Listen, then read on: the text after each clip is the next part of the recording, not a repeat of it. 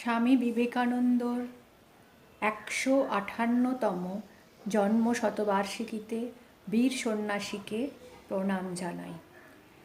তার এই স্মৃতিচারণা তাকে শ্রদ্ধার্ঘ্য হিসেবে নিবেদন করলাম।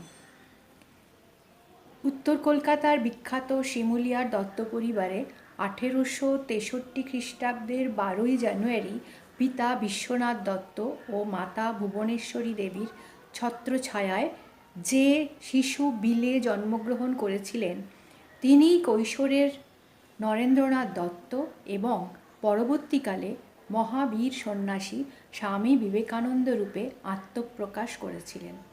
বাল্যকাল থেকেই বিবেকানন্দের মধ্যে জীবে প্রেম অর্থাৎ দীন দুঃখী দরিদ্র মানুষের প্রতি করুণা লক্ষ্য করা গিয়েছিল। কিশোর নরেন্দ্রনাথের তেজোদীপ্ত মহিমা, সৌকুমার্যের লাবণ্য, প্রতিভা সমুজ্জ্বল ব্যক্তিত্ব ও অসাধারণ মেধা সকলের দৃষ্টির কেন্দ্রবিন্দু হয়ে দাঁড়ায়। অসাধারণ প্রতিভাধর ছাত্র হিসেবে তার পরিচয় প্রথমে কলকাতার প্রেসিডেন্সি কলেজ, পরে স্কটিশ চার্চ কলেজে। ঠাকুর শ্রীরামকৃষ্ণের সঙ্গে নরেন্দ্রনাথের যোগাযোগ ঘটিয়ে দিয়েছিলেন স্কটিশ চার্চ কলেজের অধ্যক্ষ উইলিয়াম হেস্টি। এই দুই মহামানবের মিলন মহামিলনে পরিণত হয়েছিল এক বিশেষ তাৎপর্যগত দিক দিয়ে। দুই বিপরীতমুখী স্রোতধারার মহামিলনের মহাসঙ্গম স্থল থেকেই ভবিষ্যতের স্বামী বিবেকানন্দের মহান অভ্যুদয় ঘটেছিল, যিনি নূতন ভারতবর্ষের অন্তরাত্মা হয়েছিলেন।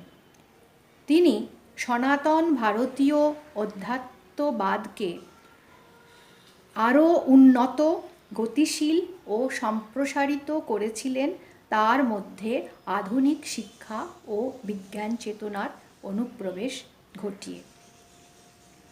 স্মরণ করা যেতে পারে যে বিবেকানন্দ ছাত্রাবস্থাতেই প্রখ্যাত পাশ্চাত্য মনীষীদের চিন্তাভাবনা সমৃদ্ধ পুস্তকাদি অধ্যয়ন করে প্রভূত জ্ঞান অর্জন করেছিলেন। তার এই প্রতিভা ও মেধা তার শিক্ষক মণ্ডলীকে গুণমুগ্ধ ও বিস্মৃত করে তুলেছিল।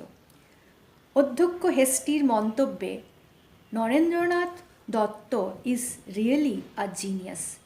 I have traveled far and wide, but I have never yet come across a lack of his talents and possibilities even in the German universities amongst philosophers. তিনি একদিকে যেমন বলিষ্ঠ চেহারার অধিকারী ছিলেন, সাথে সাথে তেমনি প্লটিনাস ও স্পিনোজার মতো অতীন্দ্রিয় চেতনারও অধিকারী ছিলেন। আবার সেই চেতনাকে অদ্বৈতবাদী ভাববাদীদের পরম ব্রহ্মের সাথে এক সুরে বেঁধেছিলেন। সমগ্র বিশ্ব তাকে বিশাল চিন্তাবিদ ব্যক্তি হিসেবে জানত, যিনি তার বিশাল ইচ্ছাশক্তিকে ও ক্ষমতাকে ভারতের পুনরুদ্ধারের ক্ষেত্রে নিয়োগ করেছিলেন।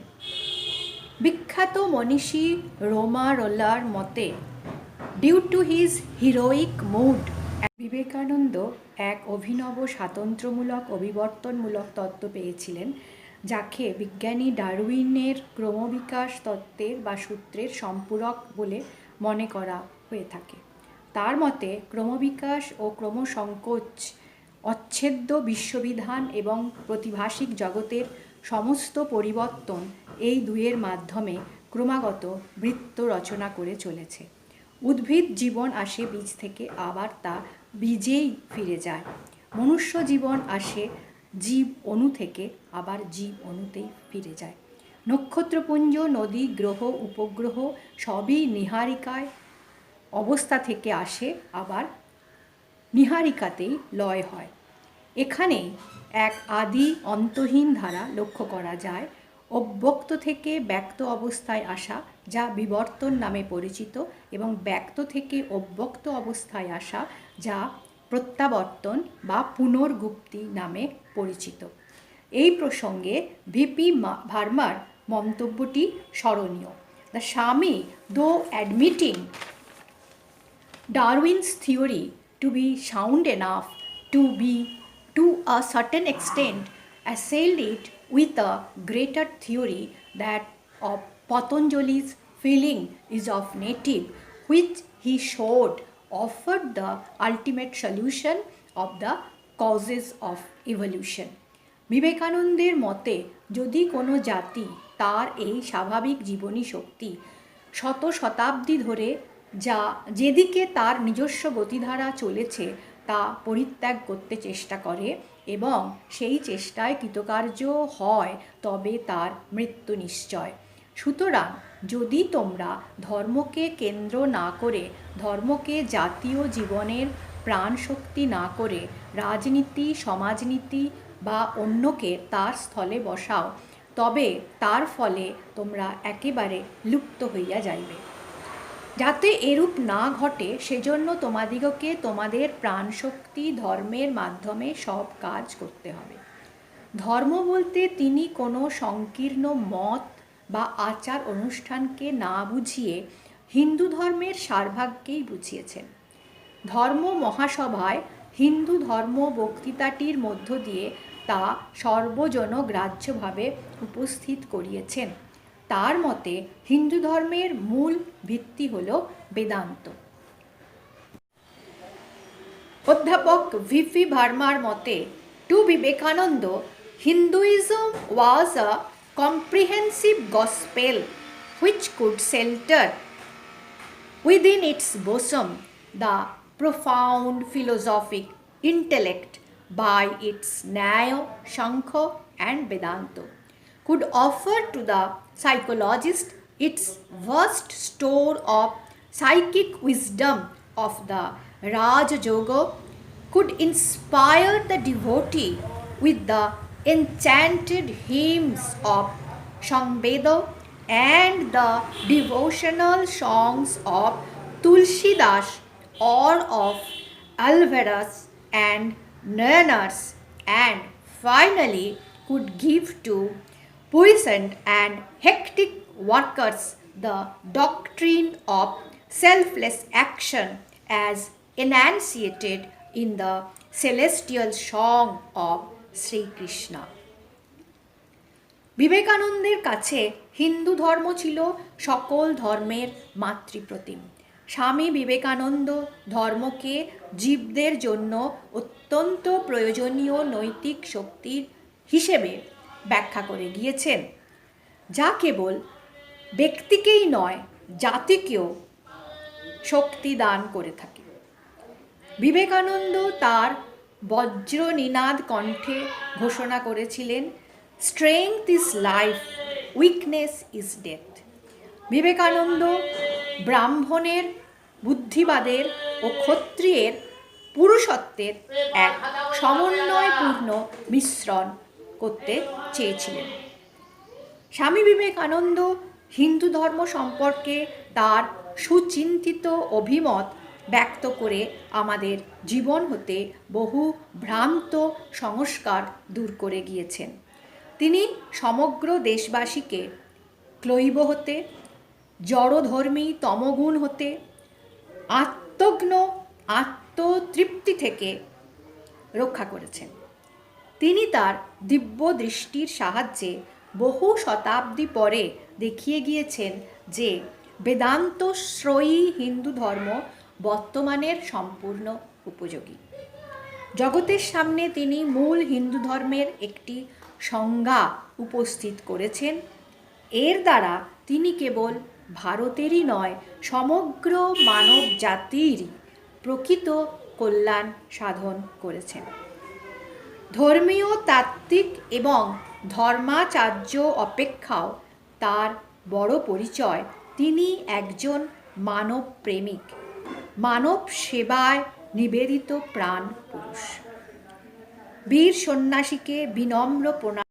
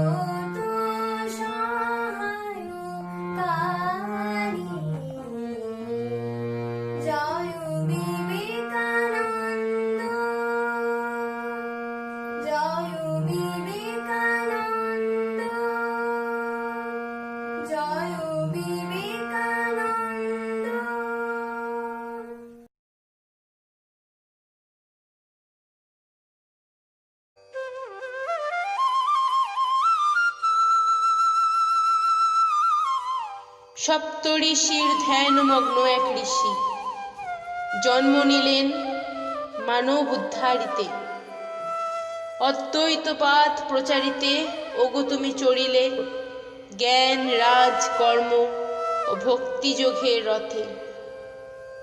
ছড়াইলে তুমি সনাতন ধর্মমত শিকাগো ধর্মসভার বিশ্ব সম্মিলনীতে। জানিল বিশ্ব যত মত তত পথ, ধর্ম নয় বদ্ধ সে চলে মুক্তির পথে পথে। মাতৃভূমির ব্যথায় কেঁদেছ বারবার, জ্বলেছ বারবার জঠরের জ্বালাতে, চলেছ তবুও পদব্রজে ঘর্মাক্ত কলেবরে। রেখেছ চরণ চিহ্ন সমগ্র আজ্যাবর্তে। রামকৃষ্ণ মিশন সে তো তোমার অবদান, তোমার স্বনিত বিন্দু রয়েছে যে তাহাতে।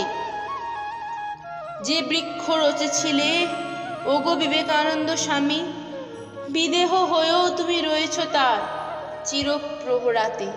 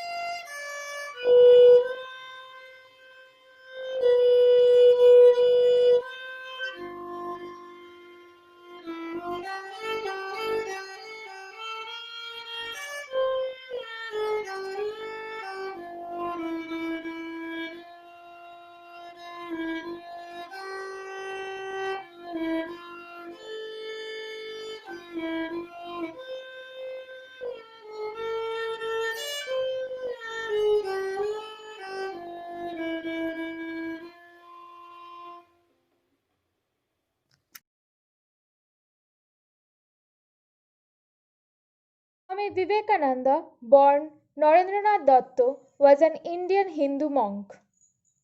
He was a chief disciple of the 19th century Indian mystic Ramakrishna. He was a key figure in the introduction of the Indian philosophies of Vedanta and Yoga to the Western world, and is credited with raising interfaith awareness, bringing Hinduism to the status of a major world religion during the late 19th century.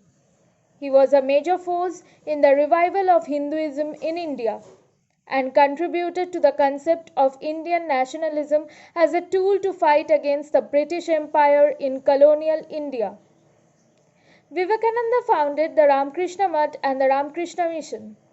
He is perhaps best known for his speech, which began with the words Sisters and Brothers of America, in which he introduced Hinduism at the Parliament of World's Religion in Chicago. He told us ages before to not to think ourselves as weaker beings.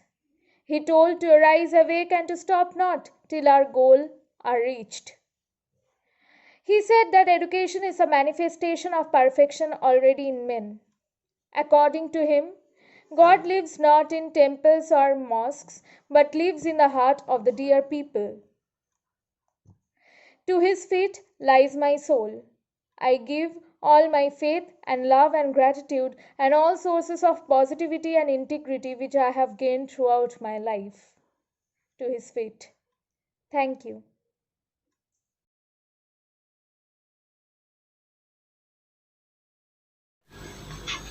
On this special occasion of Swamiji's 158th birthday, I want to recite a poem dedicated to Swami Vivekananda that is composed by Swamiji himself.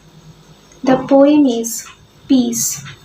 This poem is actually the whole definition of peace in Swamiji's own chain of thoughts. So the poem Peace. Behold, it comes in might, the power that is not power, the light that is in darkness, the shade in dazzling light. It is joy that never spoke, and grief unveiled, profound, immortal life unlived, eternal death unmourned. It is not joy nor sorrow, but that which is between. It is not night nor morrow, but that which joins them in. It is sweet rest in music and pause in sacred art. The silence between speaking, between two fits of passion. It is the calm of heart. It is beauty never seen and love that stands alone. It is song that lives unsung and knowledge never known. It is death between two lives and lull between two storms. The void whence rose creation and that where it returns. To it the teardrop goes to spread the smiling form. It is the goal of life. It is the goal of life and peace its only home. Thank you. Good morning to my respected teachers, my classmates, and juniors. I am Bornali Vishash, a student of Botany Honours, Vivekananda College for Women. First of all, I am very happy and honored to be able to deliver a speech on the occasion of the 159th birth anniversary of Swami Vivekananda, a true visionary of modern India. This is one of the most remarkable events I have been a part of in my life.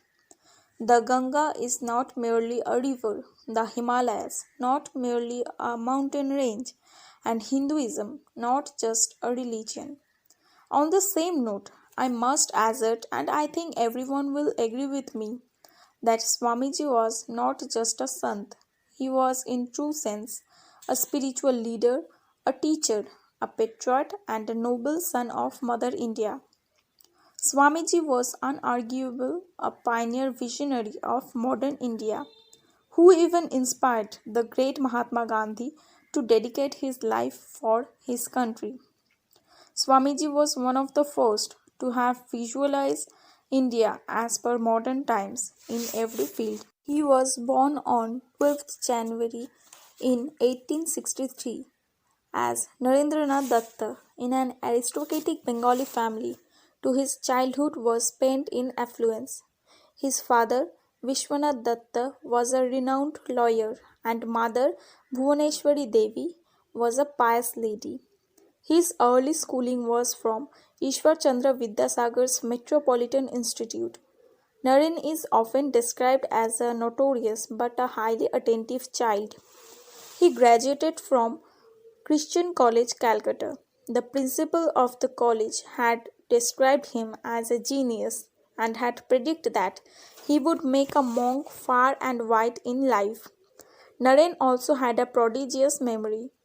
Although he was an A student, his spiritual inclination led him out of a commonal's life to a life of dedication and sacrifice. He often credited his initial bloom of spirituality to his mother. His father's death had brought a huge financial crisis in the family, so much so that even a day's bread was tough to earn.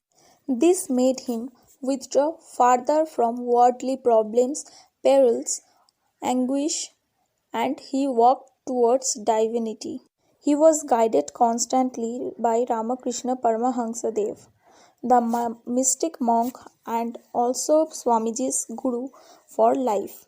Sri Ramakrishna inspired Swamiji a great deal.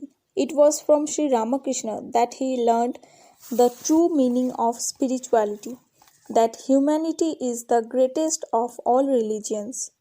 He went on to spread this teaching to the world, the most noted being the Parliament of Religions in Chicago, 1893. Even though he was ridiculed there initially, his flair of speech and the things he said made everyone now their heads with respects. By the end, he said that if God is a vast sea, all religions are river that march into the sea. Swamiji believed that every soul is divine and every religion worships one God in different forms. His message to every youth to channelize their energies towards serving humanity, to get rid all perils, sorrows, and dedicate their lives to nation building and serving the society. Swamiji left for heavenly abode in 1902 at Belur Mutt. He was cremated on a sandalwood funeral pyre on the bank of river Ganga, opposite to where Sri Ramakrishna was cremated 16 years earlier. In 1984, the Government of India declared 12th January as National Youth Day, dedicated to Swamiji's contribution towards youth. I end my speech with Swamiji's quote: Arise, awake, stop not till the goal is reached. Mystic monk and also Swamiji's guru for life. Sri Ramakrishna inspired Swamiji a great deal. It was from Sri Ramakrishna that he learned the true meaning of spirituality, that humanity is the greatest of all religions. He went on to spread this teaching to the world, the most noted being the Parliament of Religions in Chicago, 1893. Even though he was ridiculed there initially, his flair of speech and the things he said made everyone now their heads with respects. By the end, he said that if God is a vast sea, all religions are river that march into the sea. Swamiji believed that every soul is divine and every religion worships one God in different forms. His message to every youth to channelize their energies towards serving humanity, to get rid all perils, sorrows, and dedicate their lives to nation building and serving the society. Swamiji left for heavenly abode in 1902 at Belur Mutt. He was cremated on a sandalwood funeral pyre on the bank of river Ganga, opposite to where Sri Ramakrishna was cremated 16 years earlier. In 1984, the Government of India declared 12th January as National Youth Day, dedicated to Swamiji's contribution towards youth. I end my speech with Swamiji's quote, "Arise, awake, stop not till the goal is reached." नमः श्रीयतिराजाय विवेकानन्दसूरये सच्चित्सुखस्वरूपाय स्वामिने तापहारिणे